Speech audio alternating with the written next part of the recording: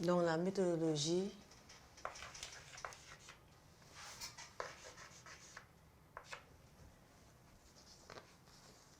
de la dissertation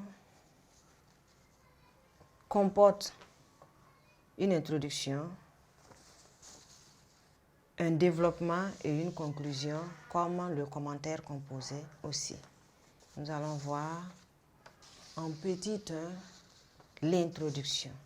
Et l'introduction comporte 3 parties. Et les 3 parties, on a une phase d'appel, c'est la partie où on part d'une idée générale. Et l'idée générale peut être puisée ou bien prend appui dans un contexte historique, dans un contexte social ou esthétique du sujet. Et après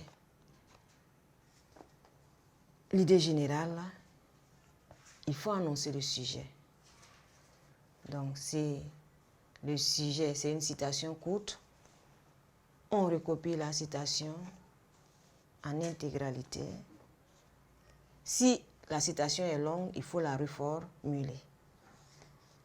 Donc après l'annonce du sujet, on a la problématique. Il faut donner la problématique. Qu'est-ce qui fait qu'il y a problème? Qu'est-ce que le sujet pose comme problème? Voilà. Et après la problématique, on annonce le plan. Le plan à partir duquel nous allons bâtir notre argumentation. Et le plan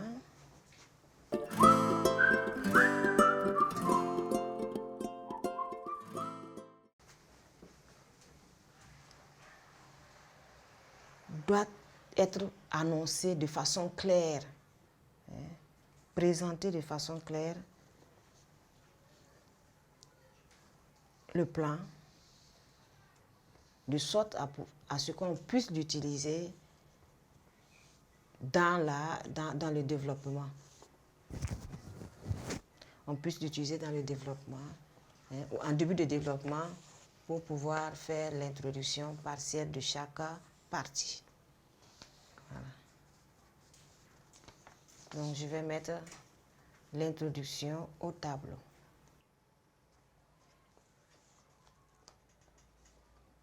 Donc, chers apprenants, chers élèves, nous allons continuer avec la méthodologie de la dissertation. Et premièrement, nous allons voir l'introduction. Donc, l'introduction, elle comporte 3 parties. Une phase d'appel qui amène le thème général du sujet. Elle prend appui sur le contexte historique, social ou esthétique du sujet. Elle doit éviter les formules trop vagues du genre de tout temps, depuis que l'homme est l'homme. Il faut éviter ces genres de formulations. Une reprise dans la deuxième étape. Donc, première étape, c'est la phase d'appel, donc la partie idée générale. Ensuite, une reprise du sujet, la deuxième partie de l'introduction, qui consiste à recopier le sujet s'il s'agit d'une citation courte et à la reformuler s'il s'agit d'une citation trop longue ou d'une question. Donc, si c'est une citation longue ou une question, il faut reformuler le sujet. Donc, cette phase met également en évidence la problématique. Donc, de quoi il est question dans ce sujet. Donc, le problème posé dans le sujet doit ressortir au niveau de la problématique. Et la problématique est reliée à la précédente par un lien logique.